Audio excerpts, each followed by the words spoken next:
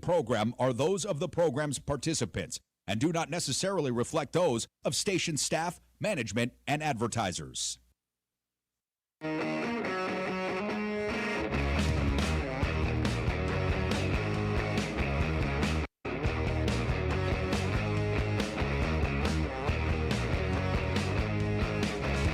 What's up, everybody?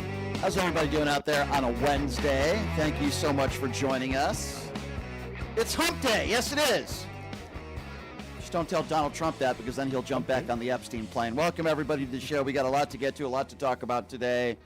Obviously, Mike Johnson making more excuses, and we'll obviously get into that. We're going to get into this Riley Gaines AOC back and forth. I got into it with Riley Gaines on Pierce, and now AOC's getting into it with Riley Gaines. We'll get into that a little bit. And it's just one lie after another by the Republicans. We're going to obviously talk about that. So a guy that I've been wanting to interview, not to really necessarily get back into what happened to Charlie Kirk, but his name is Hunter Kozak, and he was the last person to speak to Charlie Kirk. In fact, he was the guy that had the microphone and was asking Charlie Kirk some interesting questions about transgenders and violence. He's going to be joining us on the show today, so that's going to be interesting talking to Hunter. I mean, I can't imagine what he's had to go through. It's just horrific. So we're going to talk to him about that. He was anti-Charlie Kirk, but it certainly doesn't mean that he endorsed or wanted to see what happened to him, and neither did I. So he's going to be joining us coming up a little bit later on in the program. It is Wednesday, and that means our good friend. That's right, my good friend, our good friend in the PTL family, Leonard Cardinale, is joining us in studio today with his presence. Leonard, how are you doing, sir? How's it going, Brian? A lot going on out there. Looks like a very busy day. It is. It always is. It seems like every day is a busy day. Yes, so much in the news. Good to see you here, Leonard. And Thank you. Good to see you, too. We certainly have a lot to talk about today. So let me just start by talking about, real quickly, if I may, Riley Gaines, because I've never had any respect for her. I don't care how good of a swimmer she is. The reason why we know who Riley Gaines is because she attacks the trans community 24/7, and she travels the country making the same speech. Yes, Riley, we get it. Trans women shouldn't be competing with women on the playing field. How many times in the last several years do we have to hear you say that? We get it. She's a one-trick pony. She's a grifter, and I think she's extremely ignorant. She got pouty with you, didn't she? When you kind of got on her and on the Piers Morgan show, and then she got all pouty. Like, well, she why plays are you victim. Picking, yeah, she plays victim. So anyway, she's been continuing to do this, and she's been going after AOC and Chuck Schumer. And again, she has absolutely no idea what she's talking about when it comes to just about any issue. So Riley Gaines was saying that AOC is basically the enemy within. AOC responded in a very funny way. Yes. And on Twitter, she said, quote, she should have channeled her anger into swimming faster so she wouldn't have come in fifth place, which I thought was a very funny statement. It was funny. And obviously it got to Riley. So Riley Gaines appears on the Laura Ingraham show. I've also called Laura Ingraham an evil witch.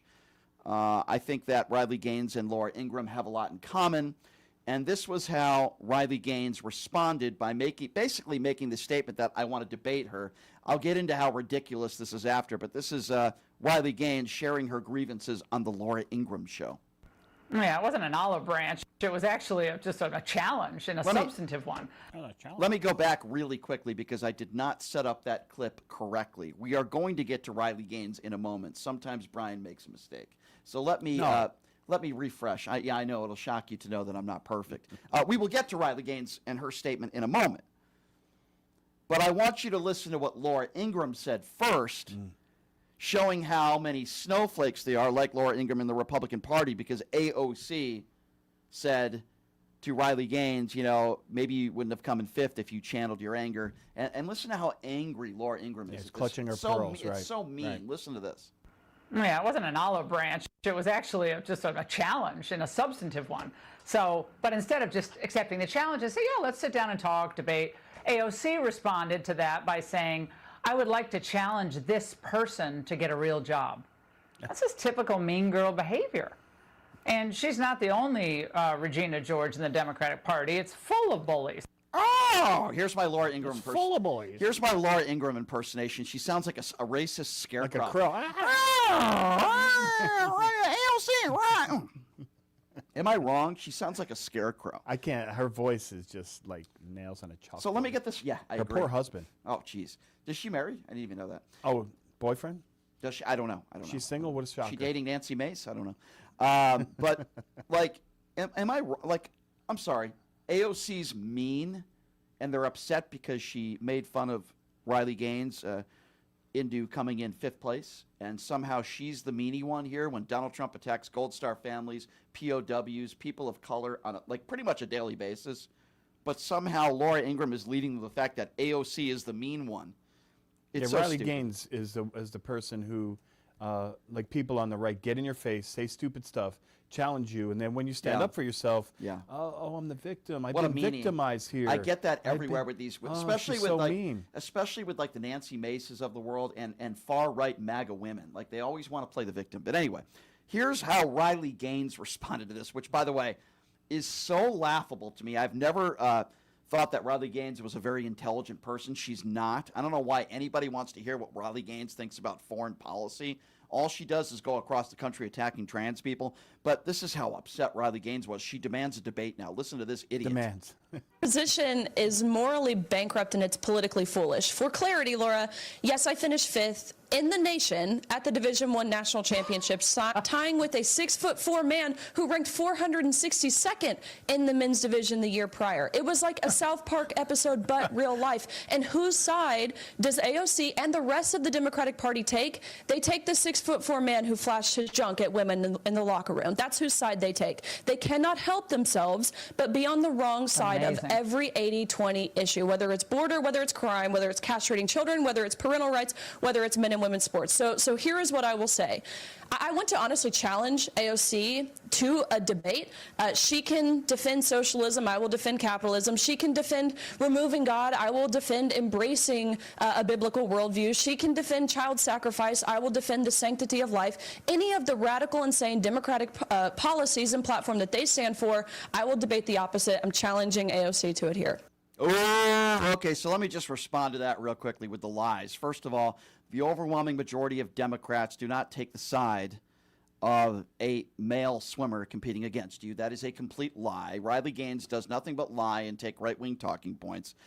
Number two, AOC has never said that somebody born a man should be competing with women swimming, so that is also a lie. AOC does not is not for that. Can I just say something with that? Yeah. So none of those issues she named are 80-20. Literally none of them. Zero. She talked about the border, the economy. Not one of them is 80-20. Well, because she doesn't know what she's talking about. Well, it's a talking point. It's a Fox News talking point. Right, and she doesn't know what she's talking about. That's right. why. Those are 80-20 issues. No, they're not. She said on Pierce Morgan when I was debating her, she said the Democrats are elected Democrats are celebrating the death of Charlie Kirk. I asked her to name one. She couldn't name one because there aren't any. And then she got pouty with you. Yeah, and then there's the aspect of I want to debate AOC. I'm sorry, Riley. Who the hell are you? Why would AOC waste her time? And she would, by the way, mop you on the floor. She would destroy you. Why would AOC, who is an elected official, who is a lawmaker, who is trying to help the American people and done far more to help the American people than you've ever done? Hey, I got an idea. Why would AOC debate Riley Gaines? How about this idea? Who the hell are you, Riley Gaines? Who the hell are you? Why don't You're they bring some back swimmer. the GOP? Why don't they bring back the Republicans and they can debate? Yeah, exactly. What about that? Why don't you bring them back? Well, That's a good debate. Are they still on vacation? I don't know. They are. They are a month and a half. I wish I had that Who kind does of Riley time. Gaines think she is? And these morons on Fox News. She wants clicks. She's Why searching would for AOC clicks. debate some college swimmer who attacks transgenders? That's who she is. Let me repeat what I said on the Piers Morgan show about Riley Gaines. The only reason why we know who she is not because she came in 5th in the country in some swimming contest, okay? It's because she attacks transgenders and MAGA Republicans have put her on some sort of bigot pedestal. She's a grifter. She has made and continues to make boatloads of money making the same speech she's made over the last 3 years, making the same speech she has made. And somehow AOC should waste her time. I'm sorry, is Riley Gaines running for office? The MAGA Republicans. And she keeps throwing up Christianity and the Bible. Why should anything she's doing Other than judging her neighbor, judging other people, showing no mercy, no love, no compassion. Which Bible did she read? Yeah, the same Bible that Donald Trump read, I think. I don't know. But why, other than taking 10 seconds to put out a funny tweet, and by the way, I thought AOC's tweet was very funny. It was right on. Other than taking 5 or 10 seconds out of your day, why should AOC give her the time of day for any reason? You're a nobody, Riley Gaines. You travel the country making money. You're a grifter. Okay, that's who you are. You are a grifter who has made a living attacking trans people. We get it, Riley. We've heard it from you for several years now. You don't think born men transitioning to women should be competing with women on the playing field. Okay, we get it. You might want to move on to another topic, but here's the thing. She can't move on to another topic. She doesn't have the brain power to click do hooker. so. Can we say click hooker on the air? I think you can. But that's what she wants. She wants clicks, and she wants to remain relevant. In 10 years from now... that's all I see. In 10 years from now, is she still going to be talking about trans people? There's nothing substantive or popular or 80% about what she's saying. AOC, that's click hooking. AOC has more intelligence in her pinky and knowledge in her pinky than Riley Gaines has in her 5th place swimming entire body, okay? AOC did tease that she might run for Senate. I think she's going to run for Senate next time around. Well, we'll see about that. But going back to Riley Gaines, I love it how these Fox News morons, like, they love her bigotry. They love it when she goes after the trans people. That's all she does. Riley Gaines couldn't debate anybody, couldn't out-debate anybody. She is a nobody. And the fact of the matter is, while it would be entertaining to watch AOC destroy her, it's also a waste of AOC's time. Why the hell would AOC waste the time to do that? So, Riley, why don't you go back into your anti-trans bigot bubble and continue to make boatloads of money making the same speech and reading a teleprompter over and over again? You are useless, you are a grifter, and you're an embarrassment to this country. When you were on the Piers Morgan show, she tried to debate with you, and you kind of buried her by calling her out, and she started clutching her pearls and saying, "Oh my God," and looking at Morgan saying, I can't believe you have a guy on the show that would say this. So which one is it? Is she really brave and consistent and out there doing the right thing, or is she just a victim who gets victim and plays the I'm just a female she's very Christian stupid. card? I'm going to give you a story. She's very stupid, and I agree with you, and she's not capable of debating anybody. I'm going to give you an example of how stupid Riley Gaines is, okay? So on the Piers Morgan show, I wasn't attacking her swimming abilities, which I could care less about her swimming abilities. I was saying, we don't know who you are because of your swimming abilities. We know who you are because you attack transgenders. That's what she gets paid for. And her response was, are you attacking my swimming abilities? Yes. And then she said, can you name, well, I wasn't even doing that. But but I mean, that's what AOC did. But she says to me, which is probably one of the dumbest comments anyone's ever said to me on a TV show, can you name me 3 college swimmers? I said, huh? I responded, and I said, 99.9% of the country couldn't name 3 college swimmers. By the way, I'm a big sports fan. You couldn't name 3 college female golfers. I couldn't. You couldn't name 3 swimmers. You couldn't name 3 lacrosse players. 99.9. Volleyball. Of course. But she's so ignorant, she didn't even understand the point that I was trying to make. The only reason why you're on the Piers Morgan show, the only reason why you're on Laura Ingraham, the Witches show, is because you attack transgenders. That's nothing to do with your swimming. Anyway, moving on. She might as well have said, hey, Brian, can you name 3 of the children in my son's swimming class? No? Oh, then obviously you don't follow swimming. She's so I mean, she stupid. might as well said something that stupid. And you know, they can say what they want about AOC, but she is not an ignorant woman. She's very She's smart. extremely intelligent. Very and smart that's why there woman. are so many people on That's the right. why they hate her. That's why they hate her. She's a woman of color. She's powerful. She's intelligent. She worked her way through college. She doesn't back up. She doesn't give ground. No. She's not afraid to speak to anybody. Listen, I don't always agree with AOC. Not all the time, but I will tell you this. She would mop the floor clean with that moron, Riley Gaines. Moving on now. It is interesting, the lies being put forth by Mike Johnson. Now, I know that won't shock many of you, but it really is incredible. We're going to get to Mike Johnson in a moment and this press conference that he held this morning again with these MAGA morons. He holds them every day. He has to. Yeah. But speaking of morons, I got to go to Oversight Chair James Comer. By the way, how did those Biden investigations go? Leonard, how did they go? Well, they said that he was guilty of overusing the auto pen, but they have no proof. Yeah. How did the Biden crime family, what happened to those investigations? I'm just asking. I don't know. I want an update from somebody. I don't know. How did those investigations go? Anyway, I talked to Ron Filipowski about this on the show yesterday from Midas Touch, right? So the Trump organization went from a $51 million profit last year to an $864 million profit this year from their crypto scandal, okay? Imagine for a moment if a Democrat did that. I keep saying that over and over again. But James Comer doesn't think it's a big deal.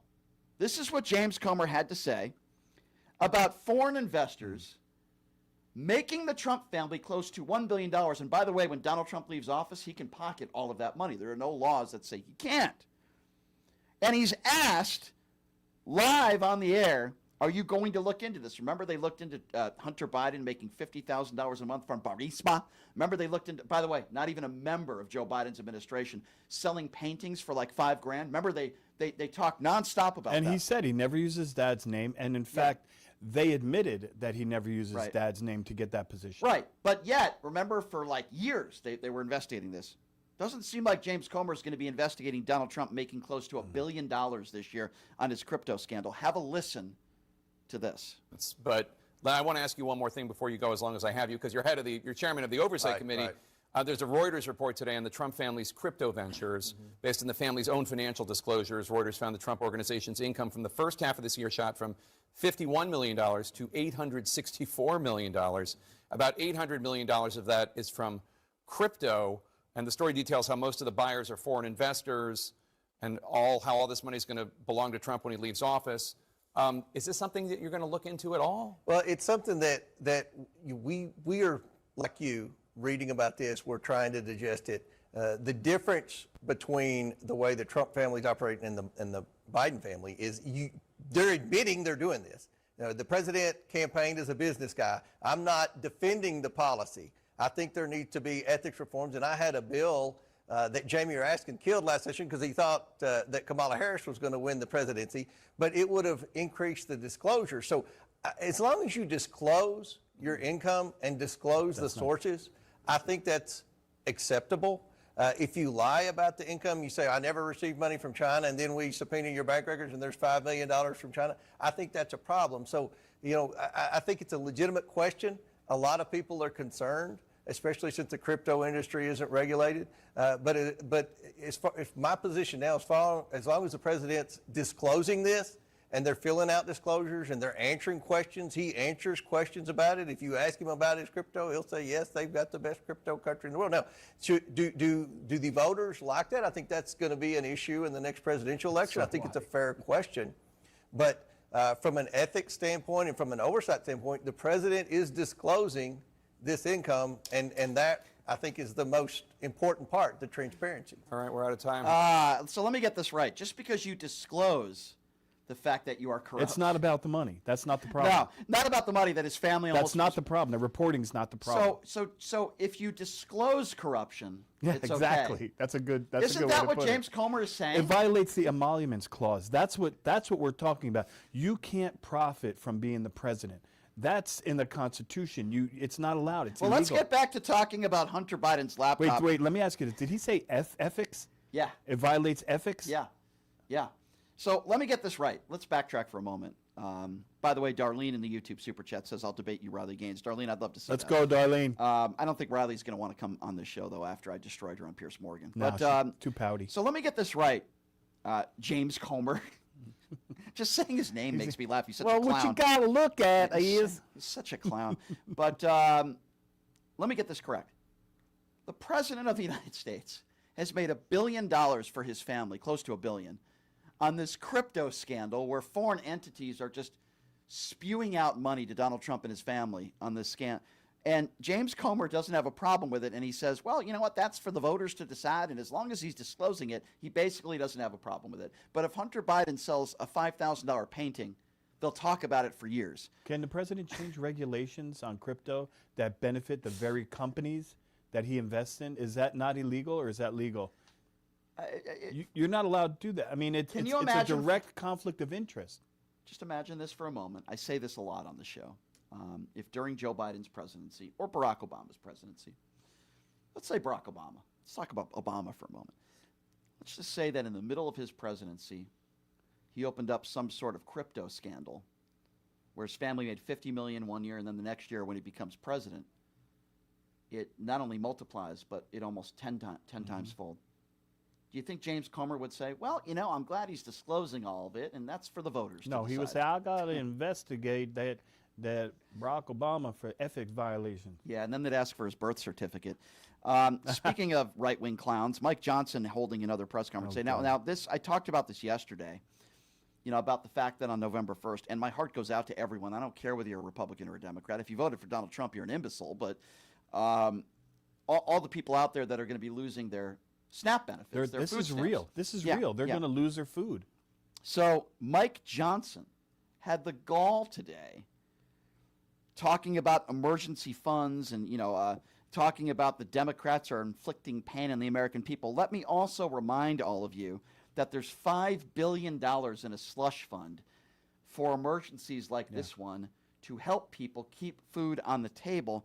And Mike Johnson this morning had the gall to say that the Democrats are the ones that are inflicting pain on the American people. Have a listen to this. Somebody handed me this as I was walking in here yesterday, according to the Media Research Center study, by a 2.5 to 1 margin, the Capitol Hill Press Corps has tweeted more about the House calendar during the shutdown than the negative consequences of the Democrat shutdown, than the troubles that we have, the hardships that are being experienced because of the troop pay and WIC funding and flights grounded and SNAP funding. You guys are writing more about the House calendar than the real pain that's being inflicted on the American people, and that's why we have to come in and relay the simple facts. Let me just, Leonard, I want to get your thoughts on this. But first of all, the Republicans, let me repeat, let me speak very slowly for some of my MAGA friends that might not understand. The Republicans that run the House and the Senate have refused to use emergency funds, around $5 billion, to feed the neediest people in this country. Nothing, let me repeat, not Chuck Schumer, not one Democrat, nothing is stopping them from doing it right now. The only people that don't want to do it are Mike Johnson and the MAGA Republicans. He doesn't want people talking about the calendar because you know why? It's gaining traction. It's gaining traction with Republicans and Democrats because they're all pissed about losing their food and having food insecurity, and there's not enough to go around. And his friends actually said in the news that he's looking very tired. He's looking old, and I could see the gray spreading. And you know what? And he said because he's working so hard. How can he be working so hard, Brian, when no one's in Congress? No one's sitting down. He gave everybody a month and a half vacation. Who's working hard? I said this on the Tim Pool show last week, and of course I didn't get much of a response.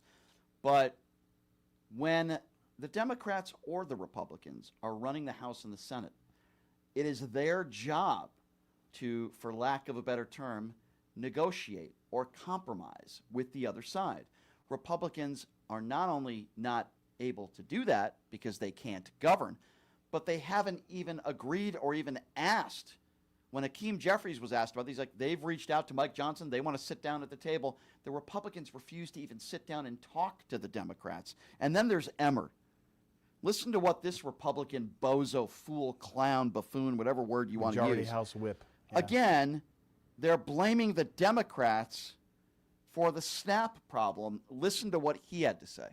On the issue of SNAP, Democrats are bending over backward to oppose Trump, using taxpayer dollars to fund frivolous lawsuits. On the issue of SNAP. Yeah, we don't need to hear that same clip twice. First, not a frivolous lawsuit. The first time was not to enough. interrupt you, but 25 states. That's half of the country are suing them. It's not frivolous. It's not minor. What these states that are run by Democrats are trying to do is they are working for their constituents, whether they voted for them or not. People in their states that are struggling, that are living paycheck to paycheck, people in their states that can't provide food on the table if they lose their coverage. That's what these Democrats are fighting for. It's not political, and they're not trying to score political points. They care about people, and they want to make sure that the people that are on SNAP benefits can keep those benefits. And again, I repeat this once again to these morons on the right who don't seem to understand what's going on in D.C. There is a slush fund of $5 billion of emergency funds that could be used on November 1st, at least to buy Republicans and Democrats a little bit more time to negotiate this. But Republicans are refusing to release those emergency funds. What does that mean? On November 1st, Americans, millions of them, are going to starve. That's what this means. Aaron Ford is the Attorney General in Nevada, and I believe they're one of the states that jumped in on the lawsuit. But you know what you didn't hear from him? He's a Democrat, and he's running for governor. But you know what you didn't hear from him? He didn't say, you know what, I'm filing this lawsuit on behalf of the Democrats in the state. I'm filing this lawsuit on behalf of the blue people in the state. That's not what he said. He filed it on behalf of everyone in this state. And I think that's wonderful. And by the way, I'm friends with him, and I hope he wins the governorship, because our governor here in the state of Nevada, Lombardo, is a complete moron. No partisan politics. But Manu Raju, who I think is a really good reporter, really good journalist. That's what I like real him. report. He's You're good. not a journalist or a reporter if you show up to Portland chasing Antifa down with pepper spray. Okay, let me be very clear on that. That doesn't make you a journalist or reporter. You can call yourself whatever you want. That's a clown. Yeah, you're a clown looking for clicks. Let me be clear on that. Like the Nick Sortors. Click clown. They're morons. But Manu Raju is a real journalist. And he asks Mike Johnson this morning a very prevalent question, because, you know, we're talking about food stamps and Americans that are struggling, that are going to lose their health care. And Manu Raju asked him, how can you justify the administration bailing out $40 million, right? Is that what it was? Yeah. For Argentina? Well, 40 And- billion. I'm sorry, billion. did I say 40 million? Well, I apologize. And before you set it up, let me just say, for 38 billion, they could solve the whole problem. Yeah. Permanently. So 40 billion. I'm sorry, I misspoke there. Not to say 40 million isn't a lot of money. $40 billion Donald Trump just handed over to Argentina. And listen to Mike Johnson dodge this, what is a very good question. Listen to this. Look, we give foreign policy, the execution of foreign policy, to the executive branch. That's what the president is doing right now. There's lots of nuances about that. He's involved in negotiating trade agreements around the country to the great success and benefit of the American people right now. Dozens of them being worked out. He's overseas right now doing the same thing. And what he accomplished in Japan is a remarkable thing for the American people. And by the way, they've agreed to invest $550 billion into America, and that's good for everyone. So I can't get into the nuances of every single trade agreement with every country around the world, but we're going to trust the president to do what he's doing. He's had a remarkable track record of success for the American people, and nobody in this room can refute it. So I'm going to leave it right there. Well, I'm Let's not, talk about the I'd like government to shutdown. refute it with him. Let's talk about the government shutdown, he says. Yeah, he doesn't want to talk about that. So inflation on the way up again. I could name you many of products. Consumer price index, Yeah. GDP, all going up. The worst job, for lack of a better term, the worst jobs report we've had in decades. We are headed towards a recession, and then Mike Johnson sits there or stands there, the 4-foot-tall Mikey Johnson, little Mikey, stands there like the imbecile that he is, and he doesn't want to respond to the fact that we gave Argentina almost $40 billion. he tried to pivot. Yeah, to bail out the economy. Well, I don't want to talk about that. I don't know enough about it, or I don't want to get into the nuances of it. Yeah, of course. He's doing great overseas. How's that America First, Brian? Yeah. You have Americans about to be starved, children about to be without food, people who have federal workers are standing in line for food for the first time in their entire life. But Yeah. he's over there making good deals. And let me tell you something. China said they're going to invest $550 billion. We haven't seen a dime of it yet, number one. And number two, the deal he made with China on the tariffs was always the deal. He's the one who raised the tariffs and then had it said, oh, I got to go talk to them. And you know what he did? He made it back to the deal it was anyway. Yeah, you're right. Listen, these people are a joke. Mike Johnson is an absolute joke. Speaking of jokes, let's talk a little bit about the orange turd. So he was on Air Force One today, where he does many of his Comments, yeah. brief press conferences. And on the issue of food stamps, who's Donald Trump blaming? This might shock some of you. He's not taking any responsibility, not blaming the Republicans for anything. Yeah, that's right. Donald Trump is blaming the Democrats for millions of people in this country that are going to be losing their SNAP benefits. Have a listen to this. Stamps will stop being sent out on Saturday. The Department of Agriculture says they cannot have a contingency funding to fund that. Is your administration food they have SNAP benefits. Is your administration? Well, we're going to get it done. The Democrats have caused the problem on food stamps. And of course, all they have to do is sign. And, you know, if they sign, I'll meet with them. They're all saying, well, they actually said Trump is doing an amazing job in this trip. This trip will bring back trillions of dollars, so it's all right. But they do want to meet with me when I get back. But I say, get the economy open and we'll meet. I'll meet and we'll solve any difficulties we have. So Donald Trump is blaming Democrats for the fact that millions of Americans on November 1st are going to lose their SNAP benefits. Let me remind some of you MAGA buffoons out there that there's $5 billion just sitting in Washington, D.C. for emergencies like this. And yes, I would definitely call this an emergency. While you give $40 billion to Argentina and you have $5 billion waiting to help people in an emergency, not only are Republicans totally fine with giving $40 billion to Argentina to bail them out, but Americans that need to put food on the table, they won't even release $5 billion, which is sitting there. And Donald Trump has the gall to blame Democrats. As he does, he blames Democrats for a hangnail, or the fact that Melania Trump hasn't slept in his bed since Barron was conceived. He'll blame Joe Biden for that as well. It's absolutely and positively despicable. You know what, Brian? Don't forget that the Obamacare subsidies are going to run out November 1st. Okay, and by December 31st, they're not even renewable. And so it looks like the Republicans are going to be okay with that as well. But what they're saying is, they're saying just pay the bills and we'll come back in the next month or two and talk about Obamacare. But since 2010, the Republicans have tried to get rid of Obamacare 70 times. So we're supposed to believe that on the other side of November 1st, that they're gonna, you can take our word for it, just pay the bills, and they would rather see people starve because they hate Obamacare that much. And by the way, Mike Johnson and Trump were both asked what the plan was. Yeah, so that's the next clip that I'm going to be playing. Oh, a little segue for you. Yeah, there you go. So I had this debate with Tim Pool last week about this, and I said, why would you vote for a guy that doesn't have a replacement plan in 9 years? And he says, well, that's what I want. And I'm like, what? Listen, he said he's doing the right thing by not doing anything. Right. First of all, ridiculous argument. Okay, how can you argue with that? It's Who not, says that? I don't even know what that is. But Donald Trump has been complaining, and MAGA Republicans have been complaining about Obamacare forever, since it was implemented. Now, listen, I'm not going to sit here and say that Obamacare is perfect. I'm okay with it. There could certainly make some improvements. But millions of Americans were able to get health care access because of Obamacare. So, again, in Donald Trump's first administration, he said the replacement plan was coming in 2 weeks. The replacement plan was coming in a month. He has no replacement plan. It's like when you complain about something, if you're a child, your mommy or daddy will tell you, well, what's your solution? What do you want to do for that? I'm going to run away. And then what are you going to do? Yeah, exactly. Oh, I don't know. Have some ideas. Yeah, exactly. If you're in college and you don't like the college you're attending, do you complain about it for 4 or 5 years, or do you maybe think of going somewhere else? If you're dating somebody and you don't like dating them and you don't like them and you complain to your friends about it every day, what would your friends tell you to do? Would you do nothing? No. Break up, Brian, they don't and want, find somebody else. They don't want people to have, I'll say it, they don't want people to have health care coverage. They don't want minorities and poor people and people who can't afford it. They simply don't. Yeah. And what kind of people don't want the other people to have medical coverage? What kind of people don't care? The people that voted for Donald Trump.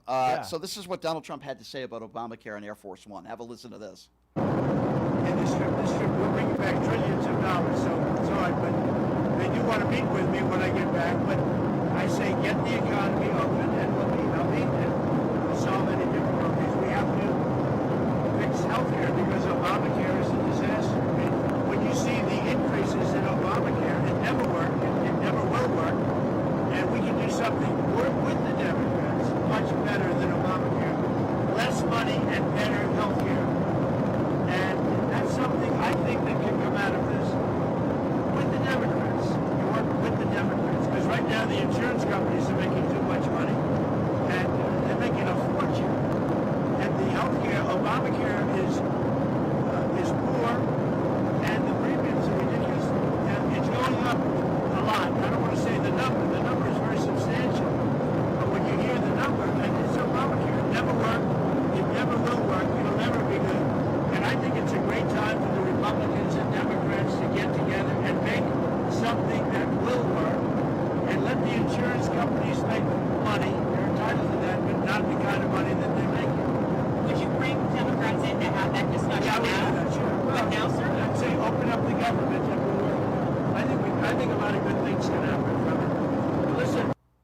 So he says work with the Democrats. First of all, they refuse to work with the Democrats. The only meeting he had was with Hakeem Jeffries and Chuck Schumer with a bunch of MAGA 2028 hats that went nowhere.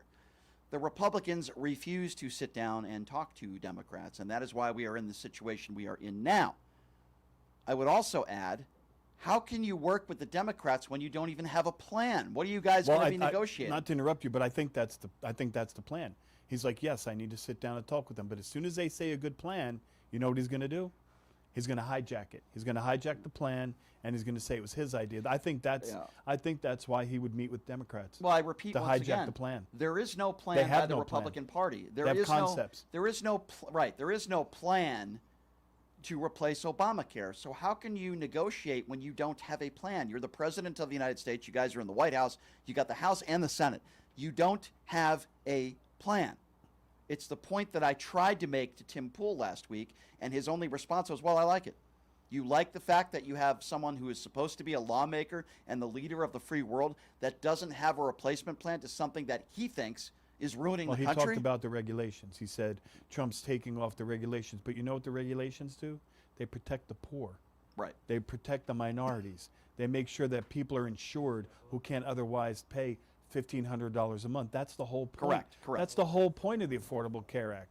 And he says he's glad that they're taking the regulations off. Who says that, Brian? What kind of person is Tim Pool? It's really absolutely insane. Tim Pool. Some people call him that. But it really is absolutely insane. There is no replacement plan. And this is the last clip I want to play you from the Orange Man today. So we've heard from Donald Trump and members of his administration what a wonderful relationship Donald Trump has with Kim Jong-un. And we've heard from right-wing radicals out there that there has been no missile testing and everything's great and there's peace between us and North Korea. Well, guess what happened yesterday? I don't know, maybe. While the war in Ukraine is still going on and there is no peace in the Middle East, the war is certainly not over there. Israel just bombed the crap out of Gaza Strip. Correct. Donald Trump is asked about a Kim Jong-un test launching a missile earlier today. Donald Trump is asked about it, and listen to what Donald Trump's excuse is to this. Listen to this. What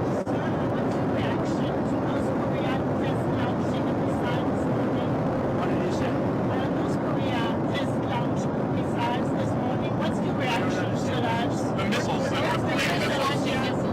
Oh, I don't know. He's been launching missiles for decades, right? It's another missile that was launched. I always had a very good relationship with him. So, at some point I'll be meeting. The schedule is very tight, as you know, but at some point I look forward to meeting him again. We had a very good relationship. I mean, more than a relationship. We had a really good understanding of each other. We met, we spoke to each other numerous times, and we had a good relationship. At some point we'll be involved with North Korea. Okay, so first of all, Mr. President, the question wasn't about your relationship with Kim Jong-un. The question wasn't about the next time you were going to meet with Kim Jong-un. Launching missiles. The question was about missiles and missile testing. And Donald Trump's only response is, well, they've been doing it for a very long time. How many times have you heard Donald Trump gloat and MAGA Republicans gloat about the fact that, well, there hasn't been any missile testing, but now when there's a missile testing under the Trump administration, Donald Trump says, oh, they've been doing it for a very long time. Does he know what it means, Brian? Did he think launching a missile meant something else? Because when he's test firing long-range missiles and they fall into the sea, that's the prerequisite to being able to launch a nuclear warhead. But that's the excuse. But does he know what that means? But It sounds like he doesn't know. This is the same idiot who ran on, I'm going to end the war within 24 hours, and now I guess the excuse is, well, Putin's been doing this for years. Is that the excuse we're going to have? Is By that the way, excuse for everything? Thailand is also having military fighting, even though he has brought peace there. Yeah, well, listen, Donald Trump has ended 54 wars. Cambodia is occupied by a military right now, even though The Congo. I'm sorry, the Congo This is what now drives me occupied by a nuts. militia, even though he made peace there. This drives me nuts, among many other things. But if this is going on under the Biden administration, I mean, if God forbid, if there's a balloon from China, They would have made a big deal. A balloon. They made World a War big deal. III. They were saying it's going to be World War III. He allowed a balloon Yeah, to but yet to go near Qatar Alaska. pilots will now have their own little. Oh, let's invite place. Qatar Yeah, to have yeah. their own military Yeah, base. yeah. And now that Kim Jong Un is launching missiles, or missile testing, I hope he's not launching missiles anywhere. But Fox News, OAN, and Newsmax, if Joe Biden was president, they'd be talking about this 24/7. It would dominate the news cycle. But under Donald Trump, not only will he not mention it, but Donald Trump will say, "Well, I have a great relationship with him. He's been doing this for years." So Yeah, I mean, he So loves a stupid. dictator. Because he's a wannabe dictator, that's why. They starve their people, right? Of course, in North Korea. of course. That's how they have enough money to do all the military and the nuclear testing and the missile testing. It's because they starve their people. Yeah, well, And he admires that. It says it all about Donald Trump because he wanted so much praise when that poor soul, Otto Warmbier, was sent back to America. This is the young man who destroyed a poster, and he was sent back, for lack of a better term, as a vegetable. And Donald Trump wanted praise for that. And then when Kim Jong Un on a world stage said, "I didn't have anything to do with it," Donald Trump believed him and said, "Well, I have no reason to not believe Kim Jong Un." He does the same thing with Vladimir Putin. It's so sick and it's so disgusting. And speaking of sick and disgusting, let's go to Senator Eric Schmidt. This is something that I talk about a lot on this show. I've said it on Tim Pool's show. I've said it on Piers Morgan's show. I said it on Don Lemon's show. There's political violence on both sides, okay? There's always going to be political violence on both sides. I wish that wasn't the case. I wish it wasn't on either side. There's always going to be bad people in our society that are going to do bad things. It's important for everybody to denounce it. But particularly after Charlie Kirk, you hear MAGA Republicans say it's openly happening on one side of the aisle. Now, we know that's an absolute joke. That's statistically wrong. Yeah, not only is it statistically wrong, and actually facts back up the statement that it happens more on the right, and I try not to play that game, but factually that's correct. Correct. Listen to this moron, Eric Schmidt, who doesn't even know the definition of what political violence is. Have a listen to this. Let's be clear.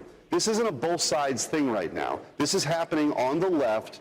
Look at what happened with Tesla. Look at what happened with Charlie Kirk. Look at what happened with President Trump. Look at what happened when the Catholic school kids were being shot at church. So it's crazy. It's got to stop. So Eric Schmidt doesn't even know what political violence is. Let me explain. The shooting was not an act of political violence. It was non-political, and it was a random attack on a Catholic school. And possibly religious. Yeah. Religion? Sure. Had nothing to do with politics. No manifesto, no evidence. But yet, Eric Schmidt goes on national television and says because someone might have been on the left, it must have been political violence. No. No shame. The guy's shameless. It's not political violence. And I would ask Eric Schmidt, the definition of political violence is what happened on January 6th when a bunch of MAGA Republican Trump morons decided that even though it was a free and fair election, that they believed Orange Man, and they beat police officers with their own batons and sprayed them with bear spray. Yeah, trying to overthrow the government qualifies. Yeah, that was what we would call political violence. Listen, there are examples on the left as well, but for anybody like Eric Schmidt to say that this is, what a horrible and ignorant thing to bring but up. No King's Day, not to interrupt you, but No King's Day was about as peaceful and perfect of a protest that America has ever seen. It was. 10 million people, very little trouble, and I believe 22 people were arrested. Those were MAGA agitators. Yeah, and they were Republican agitators. Correct. So that's a perfect example of that. So there you have it, ladies and gentlemen. Obviously, I want to take phone calls on the other side of the break. The number to call is 702-221-7283. MAGA supporter or not, are you I'll be okay? nice. If there's a MAGA supporter, I can't speak for Brian, but I will try to be as nice as I can. Well, I mean, what do you think of Riley Gaines? We're asking you guys out there wanting to debate AOC. We've been talking about that. The $5 billion slush fund that is ready in emergencies like this one, where they have no SNAP reason. benefits are going to be off the table on November 1st. We're asking you about that as well. That number to call is 702-221-SAVE. And again, that number is 702-221-7283. 7283. I also want to tell you guys about my good friends at Jackson's Bar and Grill, located at Fleming on Jones. I was actually out there yesterday, and I love the food there, the atmosphere. It's so fun because during a Vegas Golden Knights game, they have something called the Pass the Puck contest, where if you hit a 4-of-a-kind on a machine, they give you a puck, and if nobody else hits a 4-of-a-kind, by the end of the period, you have a chance to win up to $500 in free slot play. It's so much fun. Sounds like fun. I love the food. I love the atmosphere. They have plenty of more promotions, including free wine giveaways, more free slot play giveaways. Check them out. Jackson's Bar and Grill, located at Fleming. We got to go there, and you got to let me buy you a steak one. I will let you do that. I'll let anybody buy me a steak, except Donald Trump. I appreciate that. All right, we're going to take a quick break. 702-221-7283. Your phone calls on the other side, and a reminder coming up. Next hour, Utah Valley student by the name of Hunter Kozak. He was the last person literally speaking with Charlie Kirk seconds before he lost his life. He'll be joining us in hour number 2 as well. Take a quick break. Take a quick back break. I don't know what a back break is.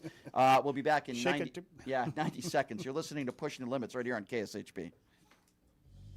Hey, everybody. Are you struggling to find a pizza place that reminds you of Brooklyn? That true blue New York style pie? Well, worry no more. Stallone's Italian Eatery Pizza is a knockout. We're located at 467 East Silverado Ranch Boulevard, just off of Premier Road, half a mile east of South Point Casino, just minutes from the Las Vegas Strip. Come by and grab a slice of pie. Plus, check out our Brooklyn-inspired Italian cuisine. Our sandwiches are super. Hero, that is. Because why be a sub when you can be a hero? Stallone's Italian Eatery is here to serve you phenomenal food, Vegas. Forget about it.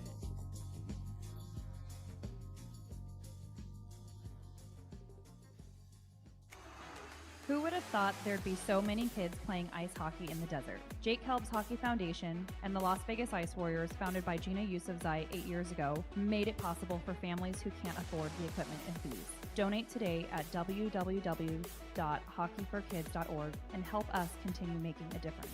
Join us in supporting Jake Helps Hockey Foundation and the Las Vegas Ice Warriors, where every kid gets a shot at the starting line. Just a reminder, our website is www.hockeyforkids.org. You are way too smart, way too talented, way too good to be where you are. You are meant to be making way more money, feel way hotter in your body, and having way more fun. Hi, I'm Nicole Mitchell, and I'm a life coach. I help you get hotter and richer. If that is what you're looking for, you can find me at NicoleMitchell.com.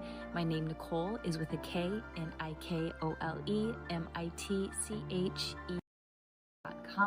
You can reach out to me on my website or on Instagram, and I will be happy to be in touch and figure out what you're looking for and how I can support you in getting there. Have you ever dreamed of having your own radio show or a podcast, but just didn't think it was possible? Well, dreams can come true. Radio U. Radio U is a 5-day course that'll teach you how to acquire your dream show. We'll teach you how to host, how to write commercial, how to interview, how to market, how to write a contract, and most importantly, how to monetize your dream radio show. You'll learn from some of the best in the business with over 75 years in broadcast experience. You'll learn from people like me. And the best part, every single student will be live on the radio as part of the class. Plus, one student from each class will get their very own radio show. You'll be live on the air right here in Las Vegas. Radio U. The 5-day course is being offered at $699. For more information, give Radio U a call. 702-763-5024. That's 702-763-5024. Or check them out at RadioYOU101.com. All right. Welcome back. It is Pushing the Limits on a beautiful Wednesday, at least beautiful here in Las Vegas. I can't speak to where everybody else is. So, obviously, the reason why we're in a government shutdown is because, well, at least in my estimation, Republicans want to take 20 million people off of health care. So there's a lot of people out there that are very worried. And open enrollment for Medicare is now going on through December 7th. I am so happy to be teamed up with Chapter for free and unbiased Medicare help. You see the number there on the bottom of your screen in the URL. Here's the best part. It only takes about 20 minutes of your time, completely free. And on average, they save people about $1,100 a year, which is a lot of money. And especially if you're going to be losing your food benefits, that's a lot of food on the table right there. But the best part about this is it's completely free. It's no risk. They're here to help. And if they think you're on the right plan, they'll tell you. You see the number on the bottom of your screen. Please give Chapter a call. I'm so happy to be teamed up with these guys. They help so many people. Give them a call, 212-461-4078 to speak with my trusted partner, Chapter. Or you can go to the URL on the bottom of the screen there. It's askchapter.org/limits. I promise you won't be disappointed, and they'll help you out. Check them out, Chapter. I did promise you guys that we'd be getting back to our phone calls. By the way, if you're one of the lucky ones to get through, because our phone calls are always jammed up with people. If you're going to be in Washington, D.C. on November 8th, I got to tell you, I'm really looking forward to this. Tim times. Pool, Myron Gaines, who I know I'm going to get into it with. Alex Stein's a funny guy. Don't always agree with him, but he's a funny guy. Emily Watson, who is very pro-Donald Trump. So it's going to be like, what is that? That's 4 against 1, Is right? it 4-1? Do you have anybody else? No, I'm the only person. Is up there there any that's other like that. people with common sense going? No comment. No. But anyway, if you want a pair of tickets, if you're lucky enough to get through, tell Numchuck, give me your information, and we'll give you a pair of tickets, okay? Nice. For the first person who requests. You got to be in D.C. on November 8th. It's going to be November, early afternoon, live audience. So it's going to be a lot of fun. All right. I promised we would get to our phone calls now. It is one of the most interactive shows you will find anywhere. 702-221-7283 is the number to call. We do have one phone line open right now. Let's go to Jane. Jane is first up on PTL. Hi, Jane. Hi. I just found you guys on YouTube last week. Thank you. Yeah, and I just wanted to say I'm really appreciative of what you guys do. Well, thank you. I'm not a debater, and sometimes I just feel like I'm going crazy when I'm surrounded by people who, So I really appreciate it, and it's just really cathartic for me. So, yep. Well, thank you. I appreciate that. Brian, the therapist. I'm glad I'm here to help, Jane. Well, you call back anytime, my dear, and I do this show for people like you, and I appreciate you calling in. Thank you, Jane. I appreciate you. By the way, for people like Jane or anybody else that really love what we do, the YouTube Super Chat is one way to help. I would ask that you guys go to my website, which is pushingthelimits.live. We sell merchandise up there, but there's a little button there where you can donate because we are independent media. $5 a month, $10 a month, whatever you can afford, we appreciate it. Pushingthelimits.live. We appreciate you, Jane, for finding us on YouTube. Thank you. 702-221-7283. Let's go to Ryan. Ryan is next up on PTL. What's up, Ryan? So when it comes to people like Mike Johnson and Pam Bondi and John David Trump above them taking away Medicaid and stuff. They're not everyone's first. When they say make America great again, they're on the inside. They're really saying make America greatly anti-diverse. Well, I think it's pretty obvious, and I agree with you. And I think it's pretty obvious that the MAGA Republican Party today are, as you said, are anti-diverse. Let me give you a quick example of what I mean by that, my friend. African Americans are around 12%, I think. It's somewhere around there, right? Maybe a little less, maybe. Yeah, maybe 11, 12%. Guess how many African Americans represent the Republican Party as elected officials today? None? Less than 1%. 1%. That's not very diverse. The Republican Party is not very diverse. And there's a reason for that, because they don't like diversity. So you're absolutely correct, my friend, and I appreciate you. 702-221-7283. And again, that number to call if you would like to be a part of the conversation. We are talking about a lot of different topics today, including Riley Gaines up in arms. Her pantyhose are in a bind because she's now asking for AOC to do a debate with her as if she's any bit of importance at all. I find that to be laughable. You have Mike Johnson that is saying Democrats are causing everybody real pain in this country, yet Republicans have $5 billion that they could put it as an emergency. To feed children. Right. To feed WIC program is for infants. To right. feed infants Who does that? The WIC program may I run know. out for the first I know. time in history on November 1st Yeah. if they allow it to happen. I know. It's insane what Republicans are doing on Capitol Hill right now, blaming the Democrats. It's absolutely sickening. And then we have Donald Trump on Air Force One once again complaining about Obamacare with no replacement plan. Who are we going to next year? Let's go to Steve. Steve is next on PTL. Hello, Steve. Hi, Brian. Hey, what's up? Hey, this thing about Obamacare. When it first started out, he wanted national health care. And then the Republicans fought him, and he kept compromising. And by the time it passed, it was unrecognizable, and I was very disappointed. But I was told that once it got voted in, they would improve it. Well, 54 times later, after the Republicans voted against it, it survived because of John McCain. Mm-hmm. And that's the only thing that saved it. So now here we are. Yeah. They're trying to take it away again. And I hope these maggots realize that if it goes away, we're back to pre-existing conditions.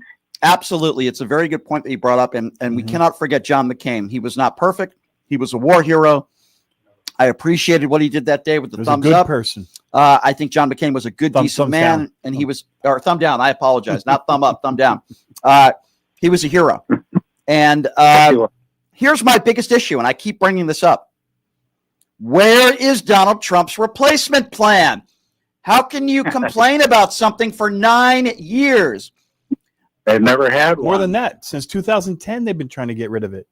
It's longer than that. The Republicans. I get angry when some of my friends complain about their wife or husband for 9 years. I say, why don't you divorce them then? Do something about it.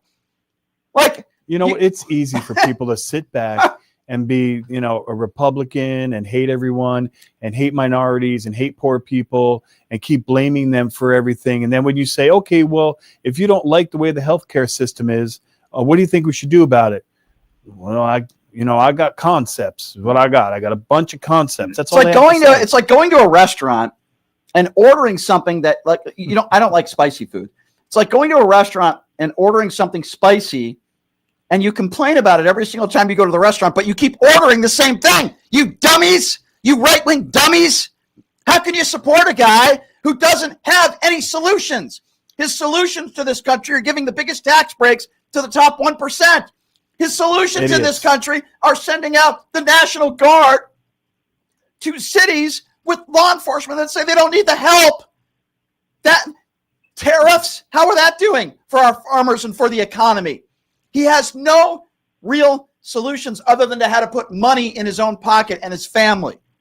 It's a joke. We're in trouble. This country's in trouble, Brian. It truly, he's doing damage to institutions and norms and the Constitution.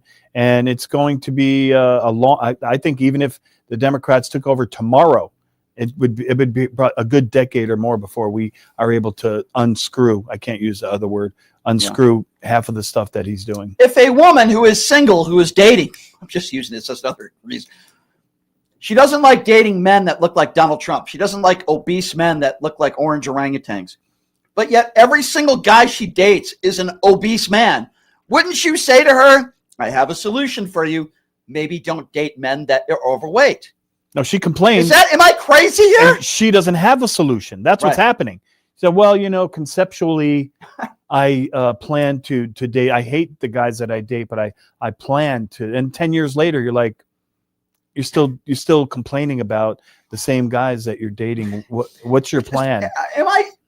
I'm sorry, ladies and gentlemen. This is insane. Trump wants to meet with the Democrats, in my opinion, so he can get their plan for the future and then hijack it. That's what I think is going. Right. That's why he admitted on Air Force One that he's willing to go and speak with the Democrats. We have to get together. I think it has nothing to do with solutions. I agree. 702-221-7283. Call in. The number to call. You know what? Can we go to Andy? I think Andy's on mine too. Thank you. Andy, thanks for calling in. What's on your mind? Hey, Brian, first and foremost, thanks for having me. The question I have is something that I've discussed with my friends, and the question is, how many years after Trump will it take for this country to right itself, seeing as how he's in not even his first year and he's dismantling so much? It's a good question. I've talked about this. I've been asked this before. It's a really good question. I think decades. I think it's going to take if decades. he took over right now, maybe a decade or more, But you've got to remember, he's going to do damage all the way up to the midterms, all the way up to the 2028 election.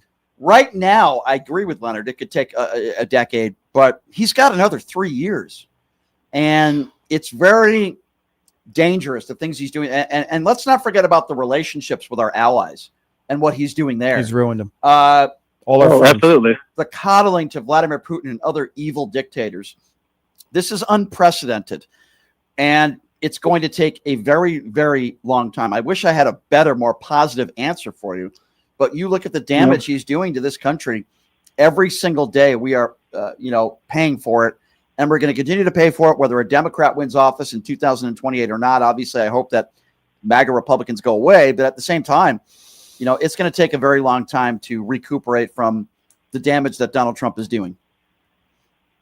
Yeah, that's the conclusion we came to. I was hoping you guys would have a more positive number, but yeah. It's going to take more years than we can imagine, because he's destroying institutions. He's literally knocking down buildings. He's literally taking money and using it for other countries and taking food out of the mouths of children in his own country. It's going to take a long time. And I'm going to tell you something. I haven't really talked a lot about this ballroom situation, even though I think it's an embarrassment. But I was having a conversation with a Trump supporter yesterday about this, a good friend of mine. I was at his birthday party yesterday, but he's a reasonable guy. And we were talking about this ballroom. And even he agreed this is putting money in Donald Trump's pocket. How? I understand that donors have been putting up the funds to build it. But Donald Trump is going to be renting this room out. Where do you think that money is going to go? Yeah. Where's the money going to go? This room, he's already talked about renting out this room. This is just a money grab for Donald Trump. You have all these MAGA buffoons that are rich, that are donating the money to make this ridiculous ballroom. I don't know why it's so expensive. Nothing to do with beautification. Nothing to do with making the White House better. And I assume that if he wins, if the Republicans maintain control in the midterms, I think he might knock the White House down. I think he may say it's not big enough. They're turning it into Mar-a-Lago. They're They're going to turn it into Mar-a-Lago. That's what they're going to do. They're going to hire 15 and 16-year-old girls, you think, like she did? I mean, if maybe if Maxwell get out of prison, they might do that. 702-221-7283 is the number to call. Let's go to Dave. Dave is next up on PTL. What's up, Dave? Hey, what's up? What's up, Brian? Hey, Leonard. What's going on? Hi, Dave. Hey, man. I'm going to tell you right now. I know what it was to be on Obamacare when it took place, way back in, when it started on March 23rd, 2010. But that's when it was signed into law. But it basically didn't make provision. Most of the provisions didn't go into effect until January 1st, 2014. So I had a hernia, but I held on to this hernia, and you're going to be shocked where I had this hernia for 8 years. The largest hernia in my scrotum. 8 years. Horrible. I could have died. I could have died. Even the doctor says I've been doing hernia surgery for 15 years, and I've never seen And something this large in my life. Obamacare saved you. But here's the point. I'm going to make my point. My point is, remember, I wanted to wait till this Affordable Care Act took place at January 1st of 2014, and I've been waiting to get this paid for by the taxpayers at the time, so it was all paid for. So because I couldn't get insurance, and I want people to understand this, you got to understand this. You can have insurance and you can buy insurance, but I want you to remember one thing that the insurance will hold you back on. If you ever have a pre-existing condition, we will find out, and we will have investigators, and we will not pay for it, and we will send you the bill.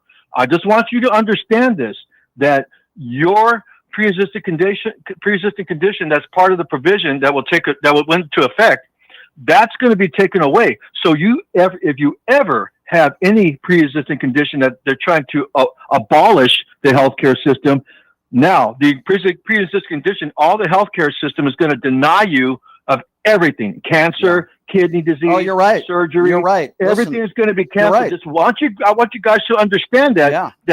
And I want the Democrats to make sure that they better stand their ground and they better not back down. I don't see any signs, Dave, of them backing down. They've let it go this far. They better not. I agree. They've let it go this far, and I think, Brian, that they're in for a penny, in for a pound, so to speak. And I think they're gonna stand their ground, and they have to. Yeah. Because you're talking about no medical coverage, no Medicaid, no Medicare. You're talking about subsidies going. You're talking about children not being able to eat, parents not being able to feed their children, babies not able to get formula. I don't think the Democrats have a choice. I completely agree with you. By the way, I'm glad your scrotum is okay, sir. I'm very hard. That sounds even, horrible. you know, it's weird because even when he said that, I kind of winced. That was horrible. Oh, man. I did hear some rumors. I know that Donald Trump has had, hair transplants. I heard he had a scrotum transplant. I can't confirm that. I don't know if that's true or not. Does that make him a trans? I heard he Is didn't that have. trans? I don't know. I heard he didn't have any marbles, and they did a little reconstructive surgery. We'll ask Nancy Mace about this because I think she had the surgery as well. So he could possibly be a trans. Yeah, You're saying? I don't know. Maybe she took Nancy. They put in the equipment. Maybe he took Nancy Mace's scrotum. I don't know. Who are we going to next year? Let's go to Jason. Jason is next on PTL. Hi, Jason. Hey, let's play a little tennis, Brian. I want to go a little back and forth with you. Number one, who is the donor class that line their pockets with who? Say that again. Come again. Who did the billionaire donor class line their pockets with? Oh, of course, Donald Trump. Trump and his family. Okay, so I don't know if you ever heard this, but I heard that a lot of these billionaires were all worried about the poor taking all the resources of America.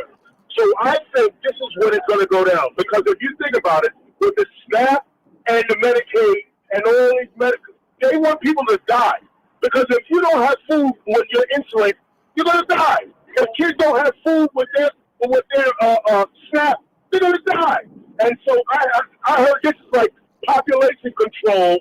And I think, because if you think about it, Jeff Bezos, Tesla owner, and Mark Zuckerberg, to end the SNAP, no problem. I don't think it's population control, Jason. I think it's pure disdain. I think it's hatred for a certain class of people. They hate them for being minorities. They hate them for being poor. They hate them for having to support them. But you know what? Even back to the Mayan civilization, their people died on a mass scale because they refused to take care of their poor and their children and their elderly. Yeah. So history has shown us that you could cease to exist if you don't take care of your people. But how did it, can I ask you a question, Leonard? Yeah. How do these people say they believe in God? And the Bible says take care of the least of these. But they're willing to watch these people. Mike Johnson's so-called a Christian, but he's willing to watch people not only be able to go to a doctor, but watch kids starve to death and say he's. Let me ask you, Jason, how do you classify? What would you call those kinds of people? What kind of person stands back and is proud of the fact that they were able to steal money and let children just starve? What kind of person does that? What would you call that? I call them Satan's son or Satan's disciples. Yeah. This is the only way you can be okay with people dying and okay with hating somebody just because of their skin color or their race or their gender or their sexuality, and you hate them and you want them to die. They went and love Satan. Jason, is there any possible way that could be construed as Christian behavior in any possible way? No. You can't say you believe in Jesus and then you want kids to die.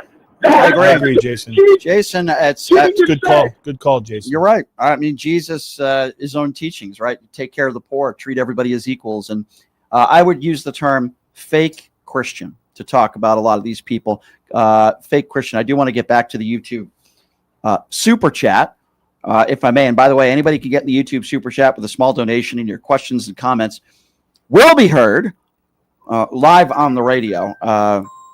You know, it is funny how I get all these phone calls in the middle of my radio show. It happens all the time. Me too. It's but so I annoying. Turn my phone off. Yeah. Well, sometimes I don't do that because I'm on TikTok. I can't turn my phone off because I'm on TikTok. I can because I'm just a co-host. Yeah, fair enough. Lori says Trump's solution is to make America white. There are pictures in the Department of Commerce with only white men and white families on their website. Well, Lori, I don't disagree with you. I've always said it was never about making America great again. It was about making America white again. Let's go to Thomas, 702-221-7283. What's up, Thomas? Hey, Brian. What's up? So, hey, I'm calling in to criticize you. I called in like a month or two ago, but I'm calling in to criticize you once again. Okay. So, you were on Tim Pool's podcast over the weekend. Now, You criticize. I'm here to Cenk correct Uygur you. for talking with Charlie Kirk. I'm here to correct you. I was not on Tim Pool's podcast over the weekend, but go ahead. Since we want to be factually, it was last week. Since we want to be factually accurate, you started off a statement by saying, and I'll let you finish, my friend. I'm Facts sorry. matter. Okay, go Okay, ahead. I'm sorry. Whatever. It's All okay. right. Well, not whatever. I mean, you started Now, off by saying you criticized Cenk Uygur for talking with Charlie Kirk, right? no, never criticized him for talking with Charlie Kirk. I don't know what you're talking about. I criticized Are you sure? I need you to listen. See, the problem is, sir, you don't pay attention. So let me respond to that. What I criticized him for was not being tough enough on Charlie Kirk. I never criticized. Okay, and did you criticize Tim Pool for being a Russian, paid by Russia, all that stuff? Did I criticize Tim Pool for being paid by Russia and all that stuff? And all that Yes. stuff. So we talked about Correct. 20 different issues. Now, if you're calling into this show because you don't think I was tough enough on Tim Pool because I didn't bring up Russia. I'm just giving you your logic right back to you. I love your show. I love you, Brian. But sometimes you disappoint me. You have to establish the logic Hold on first. a second. Let me just respond to that because I think it's ridiculous. So first of all, we talked about actual issues when it came to Donald Trump governing and Republicans and relevant topics today. If this was a story that just came out a week ago, then I probably would have brought it up. If he brought it up, I would have gladly have a conversation with him. The criticism that I had for Cenk is that when he had Charlie Kirk on, same criticism I had for Gavin Newsom, right? When he had Charlie Kirk on, I thought they weren't tough enough on the issues. I'm not talking about personal stuff that you could bring up. I'm talking about policy disagreements. I'm talking about Well, I would those say that pushing you weren't tough enough on Tim Pool. Okay, well, you can have that opinion. Give me another example. My job wasn't to go on his show to talk about personal issues or money that he got. Just like Cenk Uygur's job wasn't to go on the show and criticize Charlie Kirk all day. Wrong. The job of someone is to talk about policy issues. Why do you support Donald Trump? Why do you support this policy? What are your issues with Democrats? We talked about food stamps. That's a We good talked one. about health care. My job isn't to go on somebody What is else. the difference between that and Cenk Uygur talking with Kirk? Because he didn't talk about policy disagreements at length. He didn't talk about Donald he Trump. did. Yes, he did. He did not. No, he did not. And by the way, Yes, he did. Cenk has turned They into were basically talking a about, Trump supporter. I didn't think They he were was. talking about, what is that company, Black whatever, buying up all the houses. They were bringing on all kinds of The policies. reason why I've Is he been talking tough about on BlackRock? the reason why I've been tough on Cenk BlackRock. lately is because he has turned almost into a MAGA defender. That is why I've been very you're critical. ridiculous. That's hilarious. I'm ridiculous. Brian. Come on. Okay, so you don't think Cenk That's the has? most funniest thing I've ever heard you say. It's the most funniest thing I've ever heard you say. Well, thank you for your opinion, sir. But anybody with a reasonable brain that listens to Cenk on a regular basis would tell you that he has changed a lot over the last year or two. He has. He was one of the biggest. I've been watching him every day along with you for the past year. So he or hasn't changed his views I at don't all think in the he's last. changed. So he hasn't changed his views as far as Republicans go in the last 2 years, or Donald Trump. No way, Jose. Okay, So well, I what is don't. it- what I don't is it- believe you. I don't think that What's you. his issue? I then? don't believe you. I don't think How that. often do you watch the Young Turks? I watch everything all the time. That's my job. This is what I do. I've debated people on that show. Well, This is I don't what see do. how you could possibly have this opinion on Cenk Uygur then. Okay, This is the guy that wanted us I to don't call see, the Young Turks. Yeah, I don't care what he says about. And we calling told you. them Yeah, I if don't care they about want a that. debate for them to Yeah. contact you. Yeah, That- I don't really that's- care. yeah. I don't really care his opinion on that. Or but, the Young Turks. But yeah. so the guy calling into the show right now says he's very disappointed in me when it comes to Tim Pool, as I did his show, because I didn't bring up Russian money, and that's why you have a problem with me. Which I'm not really. I'm just getting it back your logic. What Okay, you so said you're a about phony that. then. So you just admitted that you called into No, the I'm not show. a phony. I No, love you. I hold wanna on. criticize Hold you on, because hold I on, hold love on. you. So you're not really upset, and it's not really a criticism that I didn't bring up. You just admitted Well, it. I'm giving you your criticism to say how ridiculous Hold on a it is. second. Let me finish, sir, with respect, and then I'll let you respond. Sure. Thank you. You call into this show, and your criticism of me with Tim Pool, and by the way, I'm totally fine with criticism. I'm not an insecure person.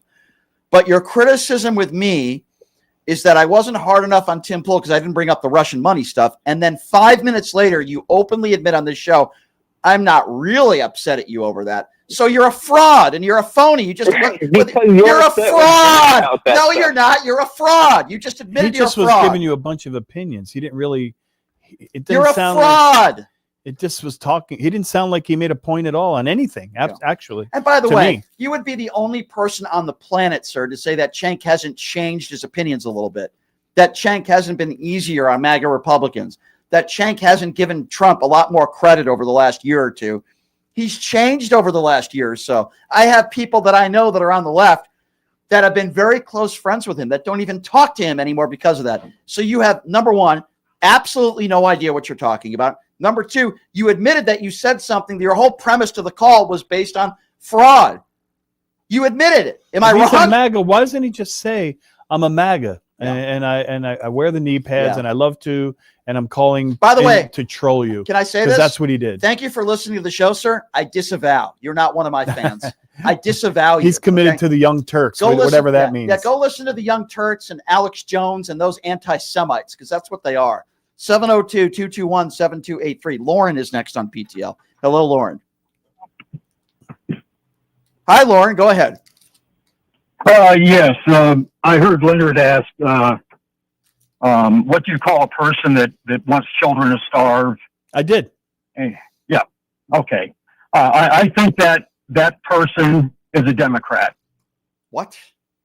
Okay, but here's the so here's the thing. There's been 14 votes. Lauren, you have to understand though that I understand you want to have a talking point and you want a catchphrase, but you have to understand that the Republicans own the White House, the House of Representatives, the Senate, the Leonard, Supreme Court, the AOG, Leonard, the FBI. You're right. But it's the Dems. So I would love for you to go ahead. I'm sorry, Leonard, to interrupt you, but we could clear this I would up love to hear this. Lauren, how much money do we have? Lauren, I wanted to ask you a question. Lauren, who's in charge of releasing the $5 billion right now, emergency funds that could help put food on the table and keep some people? All they would have to do is bring Sessions. Lauren, That's it. Lauren, who's in charge of doing that? Republicans. Well, actually, I mean, this is the first time I've heard of it. Well, then that means you're ill-informed. You're coming up with an opinion and calling into the show. Well, actually, I'm not ill-informed. So let me inform you and let me prove to everybody listening that, with respect, Lauren, that you're not informed. Let me explain. Right now, there is $5 billion in emergency funds that are put in place for these kinds of issues. This is an emergency. I think we would both agree on that. There are a lot of people, millions of people that are going to be taken off their coverage when it comes to food stamps. So let me just educate you on this, and then I want to get your opinion on it, okay? Educate me, Brian. Okay, you just said you don't know what I'm talking about. You are being educated. I already heard your explanation earlier. So now you just admitted to me that you didn't know about this. That's called me educating you. So do you know what the definition of educating someone is? Educating okay, me, Brian. Lauren, let me. This is so stupid. We're getting into semantics now. Lauren, you're criticizing Democrats for food stamps, which is absurd. I'm gladly have that conversation with you, Lauren. I just explained to you that there's a, for lack of a better term, slush fund in DC right now, $5 billion for emergencies like this one. You just admitted that you didn't know. You just admitted that I informed you on this issue. That is called, and that is the definition of educating you on the issue. What part of that do you not understand, sir? Go ahead. The point is, you don't respond to what I just said. Did I educate you? Yes or no? No. I mean, like I said, I heard it earlier. Okay, so did I educate you on this issue? Yes or no? No. Okay, so something that you didn't know about this $5 billion sitting there, I informed you about it. Now you admitted that. Now I know about it, but somehow I didn't educate you on this issue, sir. How much does it cost, Lauren? How much does it cost in 1 month to feed the people that are on food stamps? I'll tell you, I don't know that, but I'll tell you all the social programs are somewhere in the neighborhood of 400 million a month, something like that. Okay, Lauren, what's in the big and beautiful bill when it comes to food stamps? What's in the big and beautiful bill? You blame Democrats. Answer my question. I have yet to be able to ask my question. Yeah, because you don't know what you're talking about, and you made a claim that's not true. Lauren, I'm going to ask you. No, hold on, How many? Lauren, I get to ask. It's my turn, and it's my show. You're not going to talk over me, buddy, okay? I'll continue to educate you. Answer my question. You made a statement on this show to start. You didn't ask a question, so don't play victim. You made a statement that is not true. You didn't start the conversation by asking a question. So I'm responding to your statement. That's what we do here. You blame Democrats for the fact that food stamps are going to be off the table. What is in the big and beautiful bill? Are they adding money to food stamps? Do they want to put more into helping Americans? Or are they cutting food stamps? What is in the big and beautiful bill, since you want to blame Democrats? Tell me. Educate me, sir. I imagine there's several cuts. No, there are not. One Democrat voted for that bill. No, there are not several cuts. They are cutting over at least billions and billions, over $10 billion they are cutting from food stamps. So tell me again why you would blame Democrats for the fact that Republicans won't release this $5 billion slush fund right now, and the fact that in this big and beautiful bill, they're cutting billions and billions of dollars from food stamps. Come again and explain to me why you don't want to blame Republicans for any of this, but you want to blame Democrats. It's ridiculous. Well, actually, it's not. So tell me why. Every senator that is a Republican has voted for a continuing resolution. It takes 60 votes. How many? You know why? The resolution wasn't even the subject. How many Republican the subject was who's responsible. Let me ask you a question, Lauren. Let me just. I need to. What do you mean? Hold on a second, Leonard. I want you to go right after me. You just said, "quote It doesn't matter who's responsible." The first words out of your mouth in this phone call was blaming Democrats. Make up your mind. Lauren, can I ask you a quick question? Let me just make one point. My point is this: make a point. 60 votes. It takes 60. I know. Votes I heard to your get a point. It takes 60 continuing votes. resolution. I know that. Go ahead, Leonard. Go ahead. Let me ask you a question. Hold on. So, it's a simple question. Are you familiar with the Emergency Powers Act within the Constitution, and that the president and the Congress can enact? I'm not done. Hold on. They can enact the General Welfare Clause and release that $5 billion if they wanted to on an emergency without even calling a session. Did you know that? But the Republicans have the power to do that, not the Democrats. Did you not say, Leonard, yourself, that it's $400 and some odd billion a month? I think it's Did you not say that? It's $400 million. Okay, a month. All right. Yes. So let me ask you a question, Leonard. Who can end the filibuster right now? Who's in charge? Who can do that? Republicans. Ask me something else. I was going to ask Leonard though, because I don't think he knows. Well, Lauren. Yeah. Or I'm the sorry, Democrat. Lauren. I'm sorry. Lauren. No, it's not the so I'm asking you. You don't even know how you don't even know how this works. Who can end the filibuster right now? I do know how it works. So who can end the filibuster right now for a vote? Who can do that?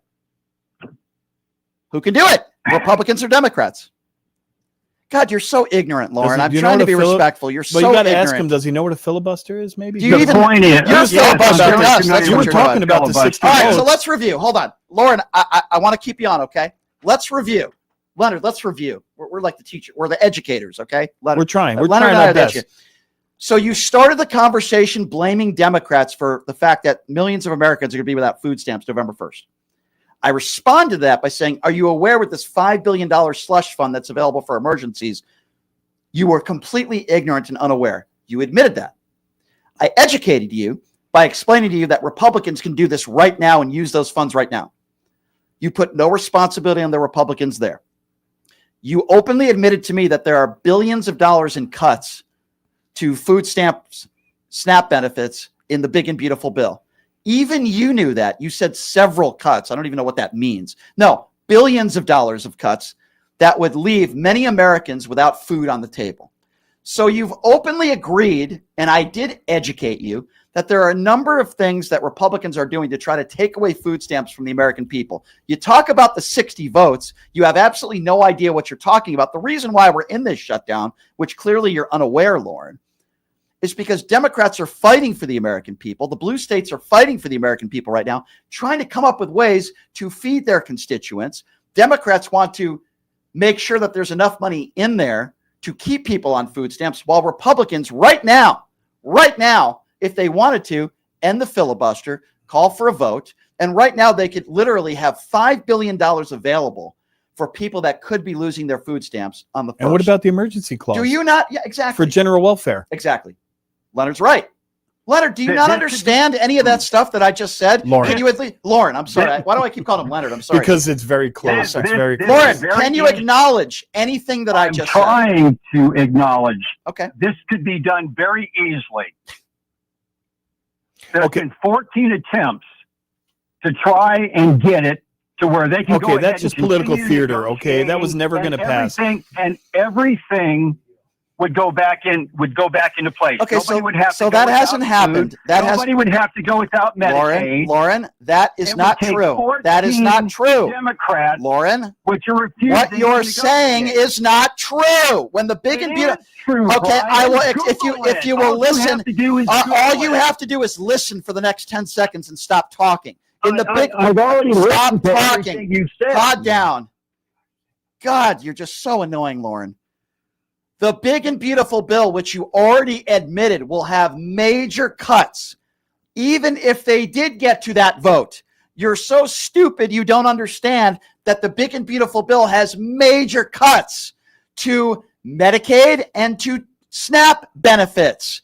So even if Democrats did what you wanted them to do, millions of Americans would still lose their food stamps. I'm trying to speak very slowly, and you clearly don't understand what me and Leonard are saying.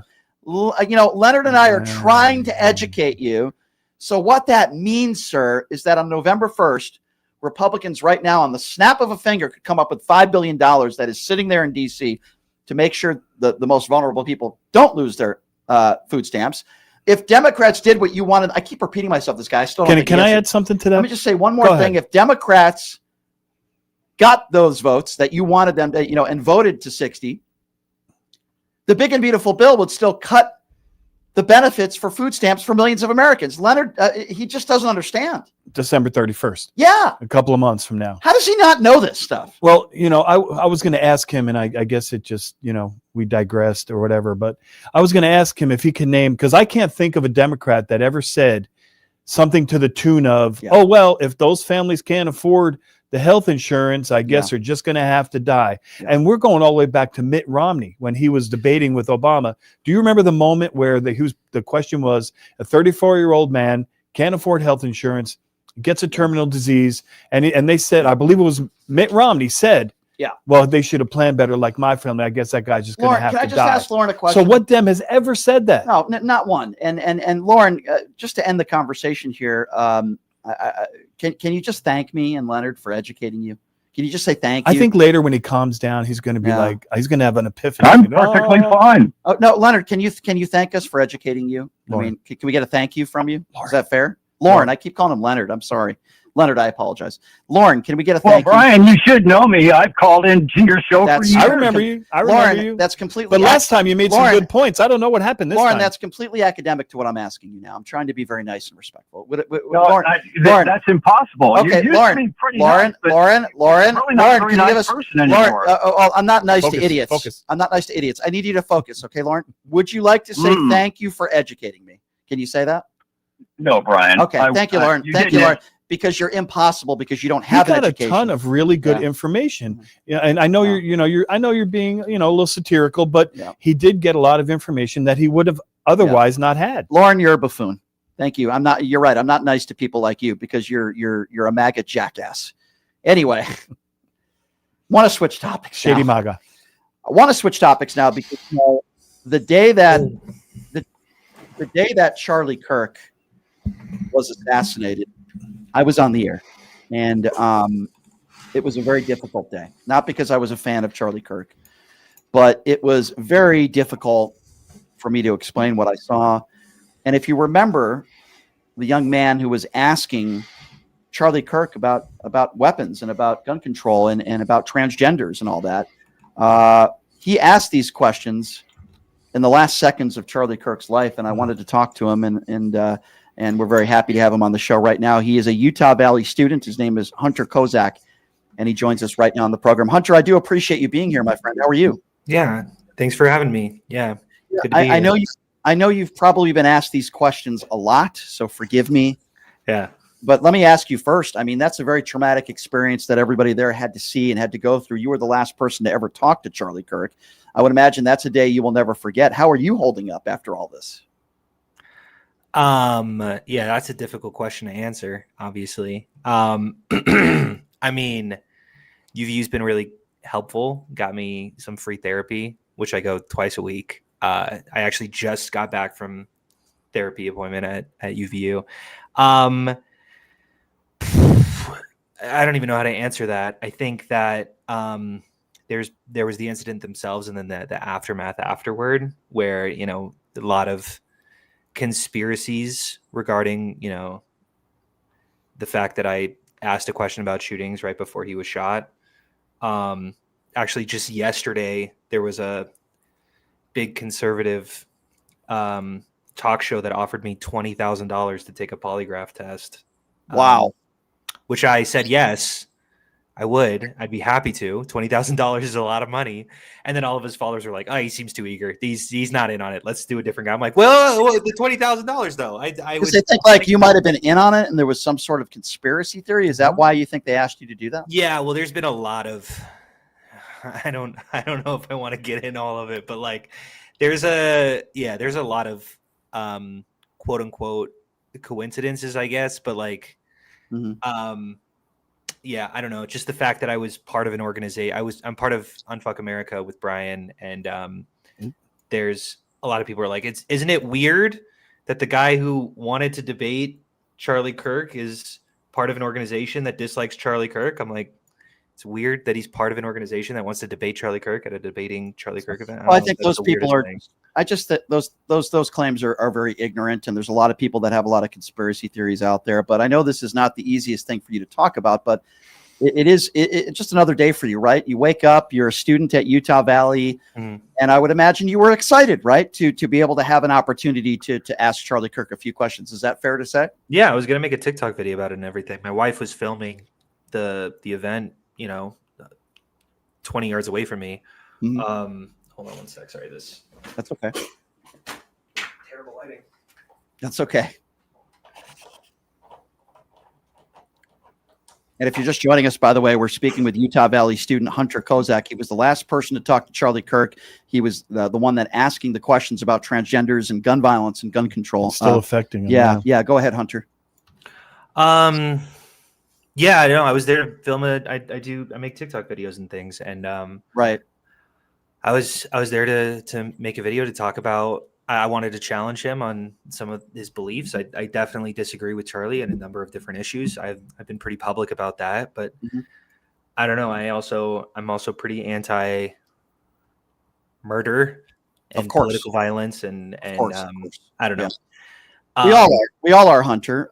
So you're asking him questions about transgenders. That was the last question I believe that you asked him. And then he answers, you said, do you know how many transgender mass shootings there were? And he says too many. And you guys kind of agree on that. And then you asked him about gun violence in general. And then he says, well, you're talking about gang violence included.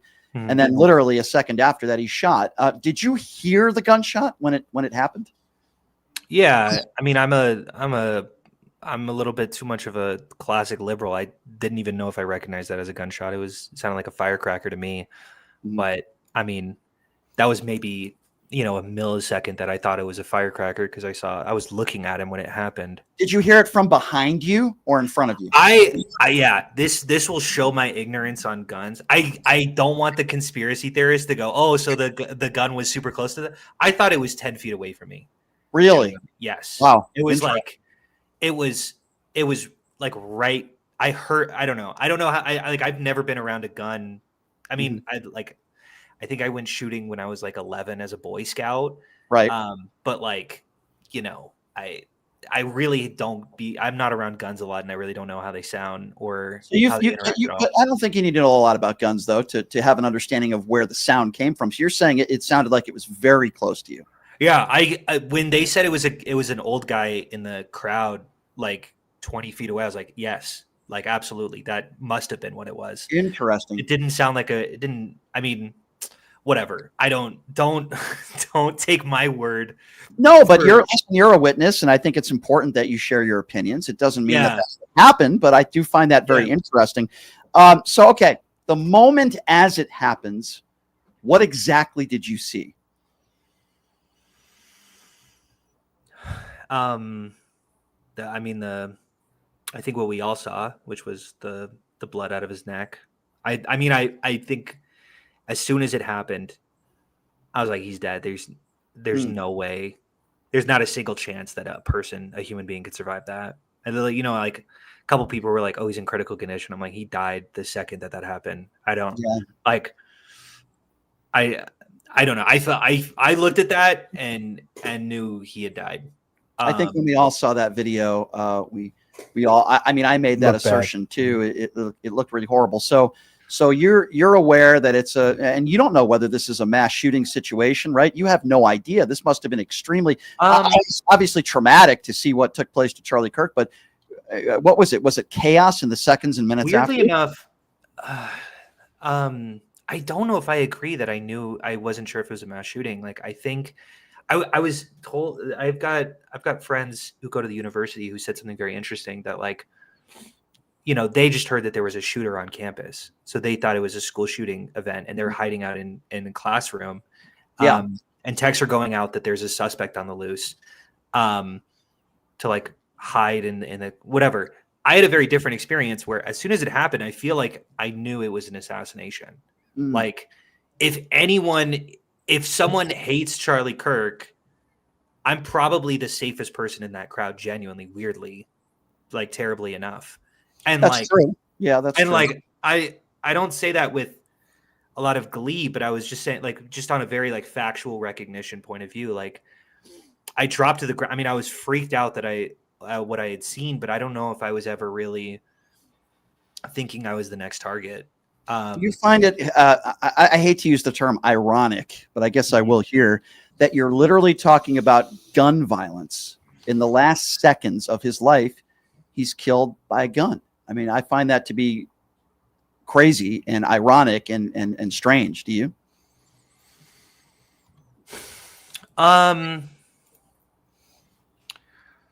I think short answer, no. I do think that there's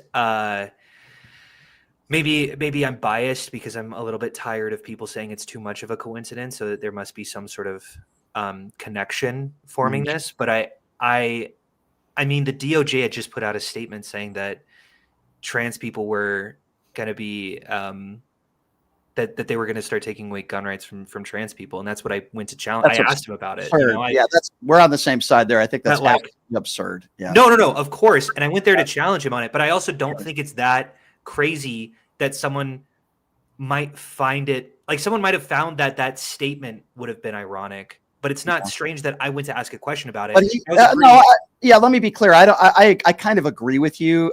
He talked about these topics with people that disagree with him pretty much on every place he went. So yeah, I understand what you're saying, and I agree with you. So your wife obviously, is probably running to you in the moments after this. You believe it's assassination, like I think everybody did. We couldn't find each other for like 20 minutes, and that might have been more stressful than anything. Like, that's horrible. I'm sorry to hear that. We were in different places because there was like a barricade in between them, because there's like the crowd and like the questioners.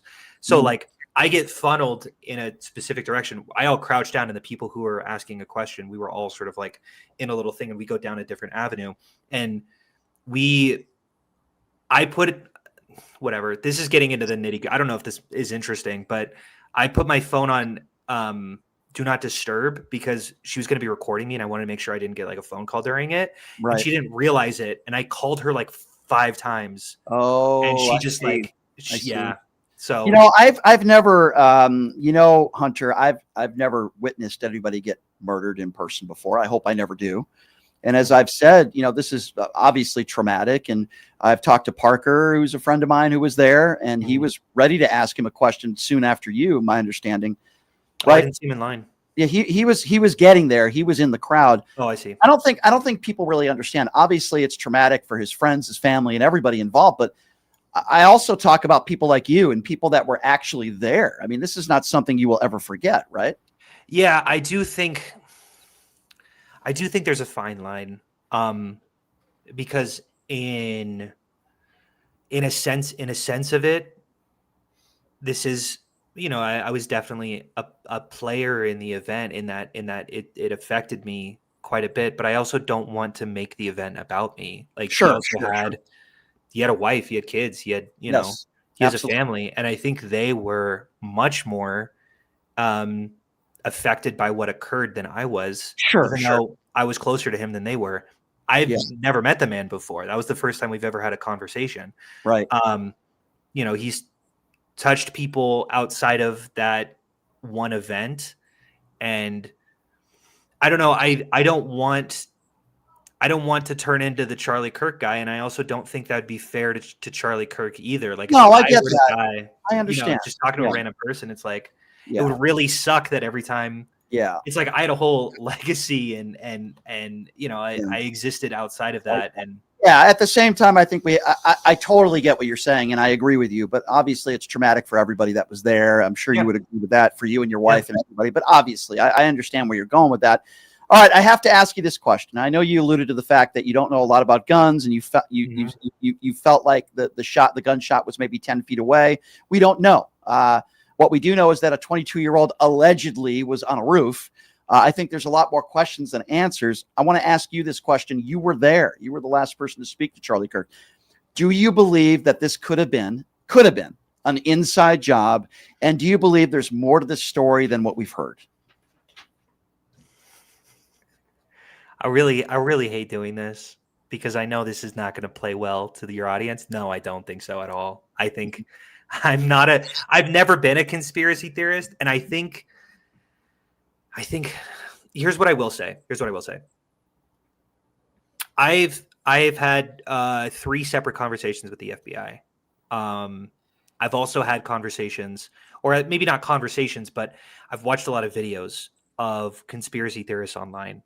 And to me, it's pretty clear who has more facts from my perspective. I talked to the FBI, everyone had video clips and where they were suspecting on who it was. Half an hour after the event, they had video of what happened at UVU and caught videos of him and were tracking his location that moment. I think it's fair to be skeptical of the FBI. I think that it's fair to be skeptical of government organizations, but I also think that cannot allow you to be some sort of keyboard detective. I'm reminded of the Boston Marathon. I don't know if you remember, but in the Boston Marathon, there was I think it was it's been a while since I remember since this story happened, so I might be fuzzy on the details, but the internet basically indicted, or through the court of public opinion, said that one person had done it. Everyone harassed this one person, and she killed herself before she was. That was a horrible circumstance. We knew it was the Tsarnaev brothers. One of them was killed. I remember that story, and it was awful. And that can't happen here. You had a brother who was killed in the Boston Marathon? No. I'm saying there were brothers. The 2 brothers were involved in the Boston Marathon. Oh, sure. And I remember hearing that story, and it was horrible. And point well taken. I tend to agree with you with what you're saying. I tend to agree with you that I don't think it was an inside job.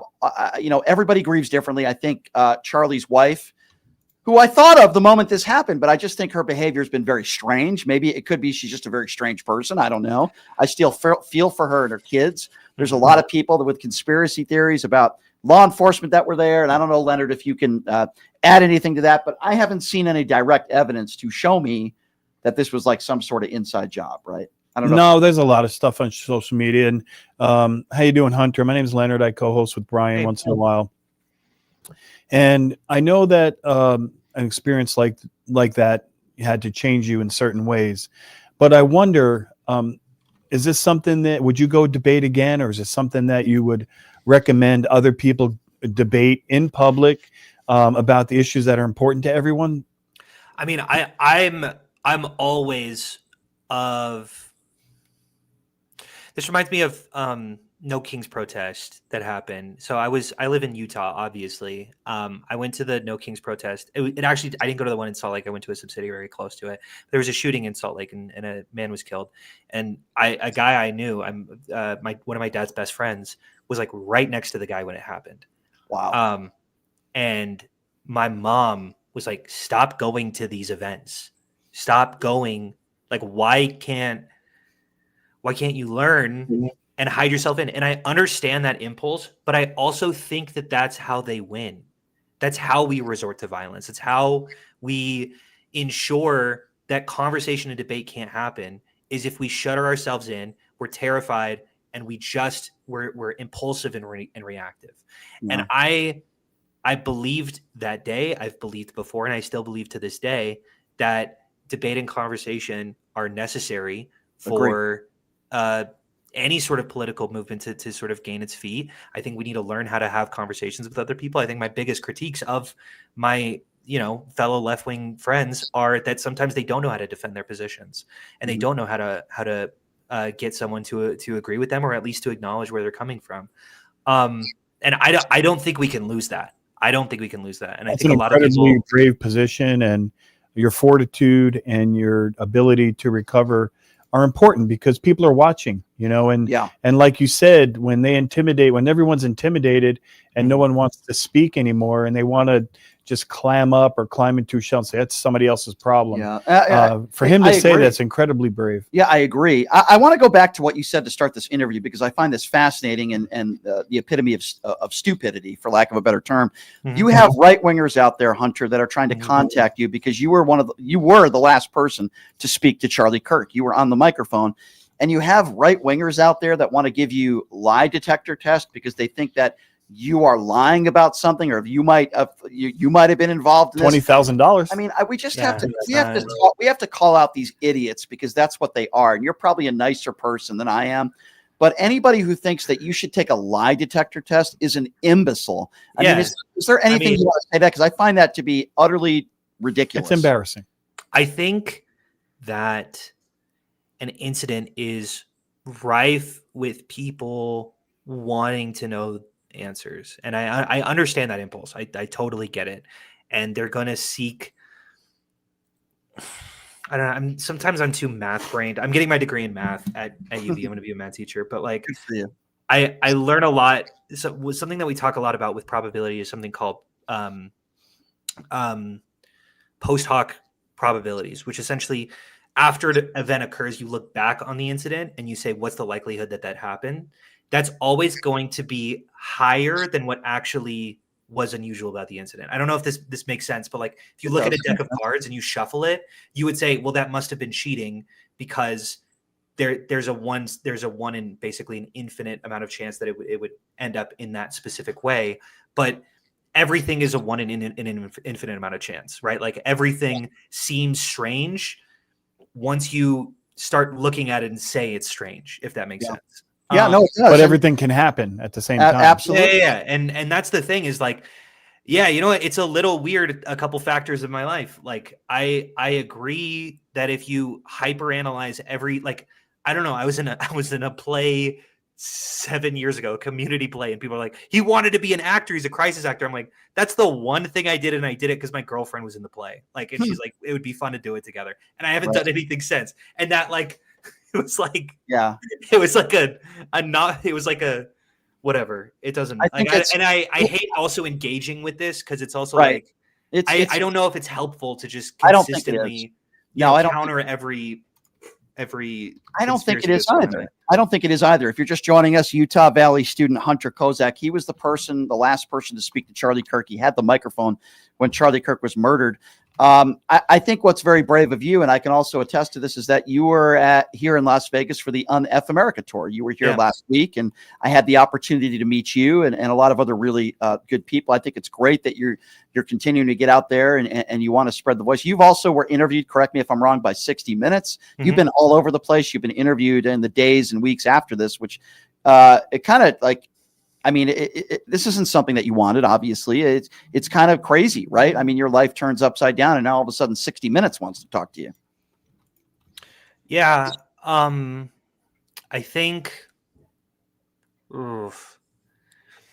there's a hard aspect to this, which is I have a very public facing persona. I made videos. You know, I said there was a video right before, like it was like a week before the event where I said, here's the things I disagree about Charlie Kirk. He's coming to my university. I'm excited to ask him a question. That hit, 200,000 views. A guy at my work was like, oh, I saw your video. I'm excited for you to go there. And then I go, like, I can't hide away because I've already put myself out there, if that makes sense. No, that makes sense. I think a lot of people in my life were wondering why I didn't like I definitely felt the impulse to just hide away, to be a little bit of a turtle, Of course, and of course. to There's crazy remove people out there. myself from the situation. Of But I course. also felt like unless I said something, a narrative was going to be spun about me. I think you did the right thing. Okay. I think if you did hide, which by the way would be very understandable for your own safety, there would be more conspiracy theorists out there. I think the fact that you're speaking out, you're doing shows like this, you did 60 Minutes. I think it actually is a positive for you to tell your story. You're an honest guy. And I actually think you made the right decision, even though it might be difficult for you to do that. So I think that is that's commendable for you. Leonard, you had another question. And then if you don't mind. Go ahead. Yep. Yeah, go for it. So I was a police officer for 25 years. I retired as a lieutenant, and some things that looked unusual to me, and I don't know if you were still there, is one of the things they have on video is as soon as a shooting takes place, there's a gentleman that goes up to one of the surveillance cameras and removes it. And then from what I understand, the weapon was maybe moved, and there was a lot of people in the crime scene, so to speak. And for police work, that's highly unusual, especially for people who have been trained. What we do is we freeze the area. We stop everyone. We put up police crime tape.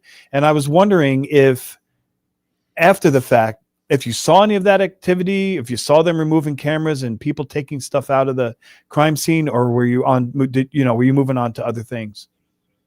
Yeah. Yeah. Well, what I will say is immediately after the incident, no, I didn't see anything. I ducked down pretty fast. I moved with the rest of the people. I got out. I went to a building and I called my wife for like 10 minutes straight. Finally found out where she was, met her there. We were about to leave, and then I talked to campus police. I gave them my eyewitness, gave them my information, stuff like that. What I will say is whatever. I know everyone's going to disagree with me on this. This is something that I would have said before the incident. This is what I say for every incident. I think that we have a tendency to not be in an insane situation and tell other people how they would have responded, if that makes sense. This was private security and campus police. Like, they are not really handling this situation well because they're not really that well equipped to handle this. It's university police like they're used to maybe a weird guy showing up and them having to shoo him off. Like, this sort of incident is maybe not something they're well equipped to handle. And maybe I could feel that a little bit. Yeah. Like, they were taking statements. They seemed a little overwhelmed for sure. And I don't disagree.